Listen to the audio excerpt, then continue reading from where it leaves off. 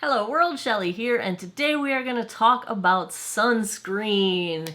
It's getting to be that time of year. We're going to hit 80 degrees outside today. I'm very excited to be into sunscreen season, although sunscreen season is 365 days a year, y'all. You got to wear your sunscreen every single day. That's just all there is to it. But now it's even more important in the summertime here in the US.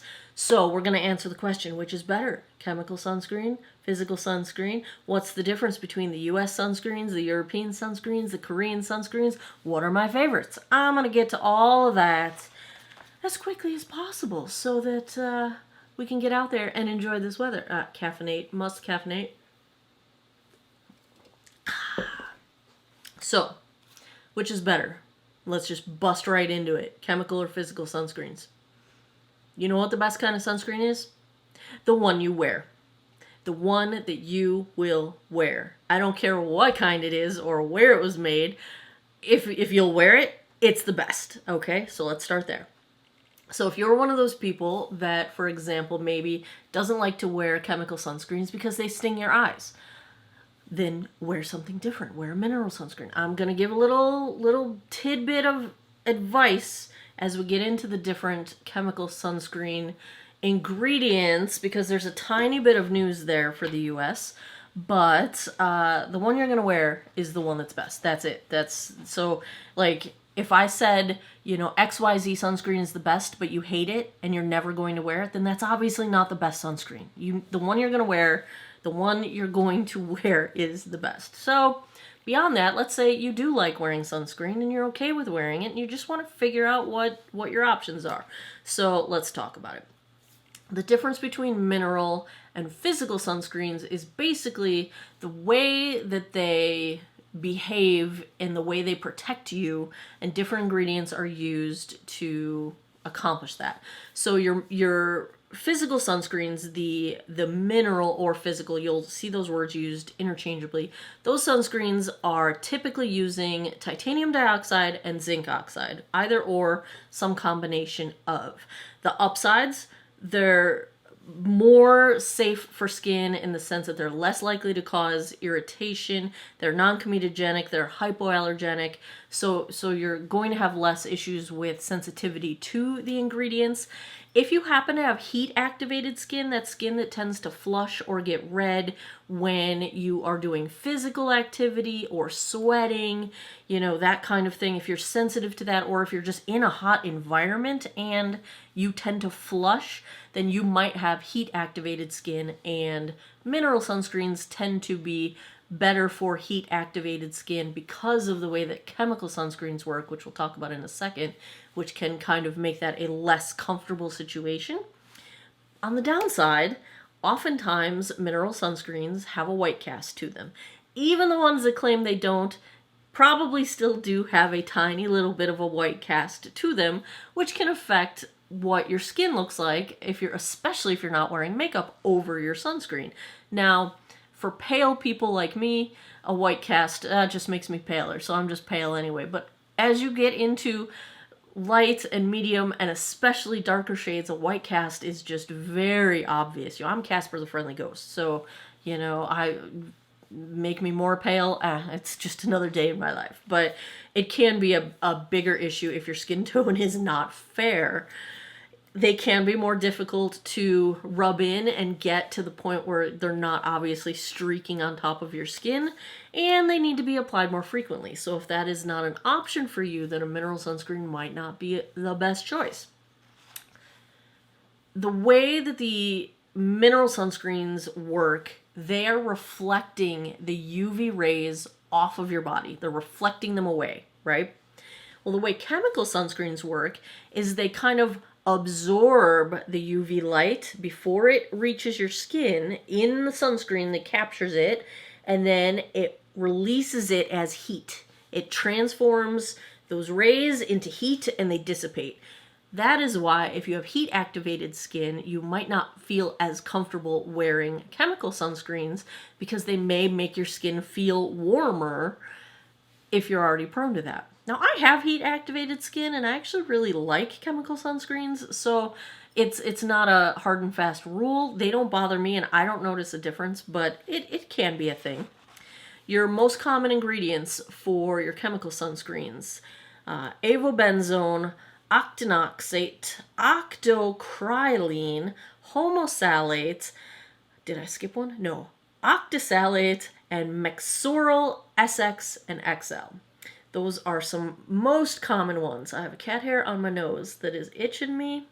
Whew. The pros of chemical sunscreen: they absorb easily, they go on easily, there's no white cast, very easy to wear, less likely to leave that white cast. They can be applied less frequently because they do tend to work a little bit longer under the same conditions than the mineral sunscreens. However, the cons on the chemical side: they can sometimes, some of them have molecules that are small enough to absorb into the skin and actually enter your bloodstream. Now, that's going to make a difference in what's traveling throughout your body. So, for example, octinoxate in the EU, since in high quantities it can cause hormone disruption, the EU has it limited to a maximum of 6% of that particular active in your sunscreen in order to minimize any kind of risks of it getting into your bloodstream. Some of the ingredients of chemical sunscreens can be irritating, and chemical sunscreens are the ones that are most frequently responsible for the complaint when people say, "I can't wear that, it stings my eyes." And they're not as good for the environment in some cases. So that's the basics of how they work, how they're different. Now, let's talk about the EU versus US, and this is going to get us into the explanation of why you might want to reconsider some chemical sunscreens, even if they typically sting your eyes, because they might not. There's one thing that's new. So you've probably heard me say over time that I really prefer European sunscreens. I go to Ireland in the summer, I pick up enough to last me all year round, I bring them home, right? And it's because two reasons.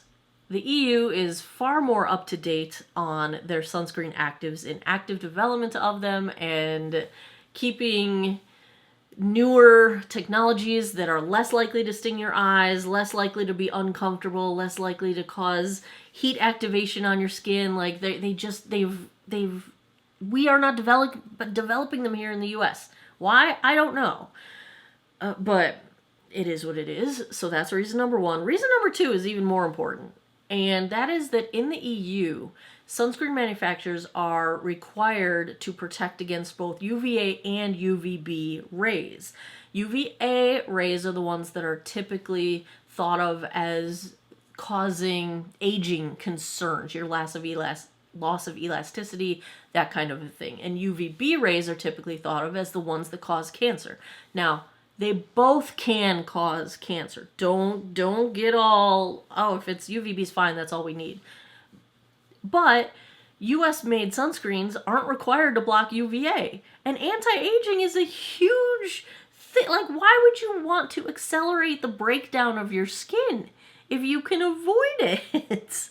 Like, I'm not talking about, not accepting aging gracefully. I'm talking about literally breaking down the ability of your skin to have a proper healthy skin barrier, to have proper elasticity, like all of the, like, why would you not block that if you can? So, the EU requires that out of their sunscreens. The US does not require that. Now, there's a whole nother discussion to be had. I've got a bunch of sunscreen videos on my channel. If you want all the lowdown, look up just search sunscreen on my channel. You'll find all kinds of information. But you don't want to get too high with your SPF either. I stop at 50. There's really no reason to go any higher. It's diminishing returns. And as you get higher than 50, the concentrations of those actives are more likely to cause irritation than the benefit. It gets exponentially smaller, the benefit of the increased SPF, when you're also increasing the chance of sensitizing your skin to it or having an adverse reaction to it. So between 30 and 50 is where I go. I'll wear 30 in the winter, 50 mandatory in the summer. That's my life. So those are the reasons why I prefer European sunscreens. Now, one of the banned actives, they're much more active in banning ingredients and things in the EU. They're more tight and strict about what ingredients can be in facial skincare and things like that. One of the ingredients they have banned is oxybenzone, and that is a chemical sunscreen active that I don't want anywhere near me. It's known to be absorbed into the bloodstream, causing hormone disruption. It's common in U.S. sunscreens. I don't want it in my sunscreen. The only U.S. sunscreens, honestly, that I tend to wear are mineral-based, because we are so far behind on approving chemical sunscreen actives. However, the one bit of news, and here's where we're going to get into that eye stinging thing. Previously, the U.S. hadn't done anything about sunscreen actives since 1996. Where were you in 1996? I was in college. I was like a junior in college, because I graduated in 97. Junior, senior in college. I'm 48 now. That was a long time ago. We are so far behind. However, in 2022, we did approve one new sunscreen active. Don't get too excited. It's an active that's been approved in the EU since 2000. 22 years. So a 2-decade-plus old ingredient has finally been approved in the US just last year. Let me try to say it correctly. Bemotrizinol is how I'm going to say it. It's commonly marketed as Tinozorb S or Escalol S. It's a good one. Let me read. I have notes here, so I got all the names right. Unlike some other organic or chemical sunscreen actives, it shows no estrogenic effects in vitro.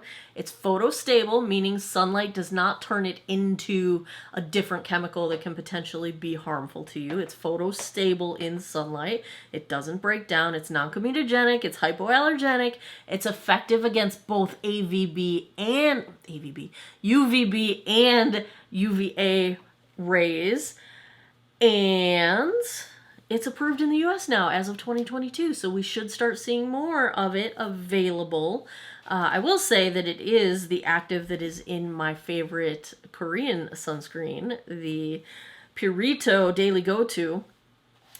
But new ingredients are important. It's important that we have access to the best technology available, because it's possible that a Tinozorb chemical sunscreen won't burn your eyes. So if you're one of those people that avoids chemical sunscreens because they irritate your skin or they burn your eyes, look specifically for a sunscreen with Tinozorb and try it out. Because if you're a person that also struggles with the white cast or doesn't like mineral sunscreens under your makeup, this might be an option. I'm just saying, try it, you might like it. So what are my favorites? Let's talk some favorites. Now, the ones I get over across the pond, typically La Roche-Posay. They're my favorites. Now, be aware, they market similar looking products here in the US, but they're not the same formulations. If you're on my Patreon, I just, a few weeks ago, did a deep dive article that has a lot of this information and links to all these. I can't link to the European ones because there's really no way to buy them from here that is something I would trust and is legit. So I don't really have links to the European ones, but you can find links to the European versions not necessarily able to be shipped to the US in that deep dive article in my Patreon. My Patreon at the Goldfish level has an Ask Me Anything where I write weekly articles on deep dives into all this stuff. So check out my Patreon if you are not already a member. Patreon.com/geekoutofwater. I will link it below. I also enjoyed this one a lot. I got it last summer in Ireland. This is the Eucerin Pigment Control Tinted Sunscreen. It's not quite the perfect undertone for me, but it's close enough in the summertime, and it's super fast, super easy to get out the door. Love it. So if you can get these, if you're across the pond, it's the Anthelios. This is the Shaka Fluid. They have a new version of this that I'm going to get this year when I go over there. And then the Anthelios Ultra 50 Plus is my other favorite. But if you're here in the US, This is one from Roche-Posay that I actually do enjoy. It's their Toleraine Double Repair Face Moisturizer UV. It's SPF 30. I like this in the wintertime when I need an additional moisture layer, and SPF 30 is okay for me in the wintertime. I prefer SPF 50 in the summer. I mentioned my Purito. This one's a Korean made. It's the daily go-to sunscreen. This is after the whole debacle with their sunscreen before. They were very transparent about how they dealt with all of that. I totally trust them that this is now properly SPF 50 plus and PA4 plus, UVA, UVB. This one is using the Tinazorb active. So it's a good option to try if you want to try out Tinazorb. It's not US made, but they just approved that in the US. So there should be some sunscreens rolling out with it. Mineral sunscreen, I love the Good Molecules. This is their Sheer Mineral Sunscreen SPF 30. I also enjoy from Australian Gold the Tinted Facial Sunscreen. I don't have it because I ran out of it, but it is also a good one that I can wear for my undertone. It's not quite perfect match, but it's good enough to get out the door. And love this one as well. So there you have it. There's your refresh on the sunscreen. FYI, get your sunscreen, wear it every single day, every day. And if you have to reapply, oh, I wish I grabbed it. It's in my purse, which is out in the Jeep. Because I'm about to leave. What's it called? Oh, I can't think of it. Several brands now make spray sunscreens, like facial mist sunscreens. So people say, when you're out and about, how do you reapply when you have a full face of makeup on? That is how you do it. You get one of the, it's almost like a facial mist, and it's SPF. And so you can reapply by just spraying down your face. It acts like a sort of a setting spray or a makeup refresh. Doesn't impact your makeup, and you got your SPF loaded back up. Now, of course, if you're going to the beach or something, you know, go minimal on the makeup and put your proper full-on reapplication. Just do it. Your skin is more important than your makeup look. I'm sorry, it just is. Your future self will thank you when you have less aging going on, in less skin cancer risk, lots of things. Your face will thank you. Your whole body will thank you. All right, that's it on sunscreen. That's all I got today. What do you like? What do you wear? What are your favorites? Let me know down below. And as always, thanks a lot for taking some time out of your day to geek out over skincare this time. I appreciate your time, and I hope you guys all have an awesome day or night wherever you are in the world. Take care of each other. Bye-bye.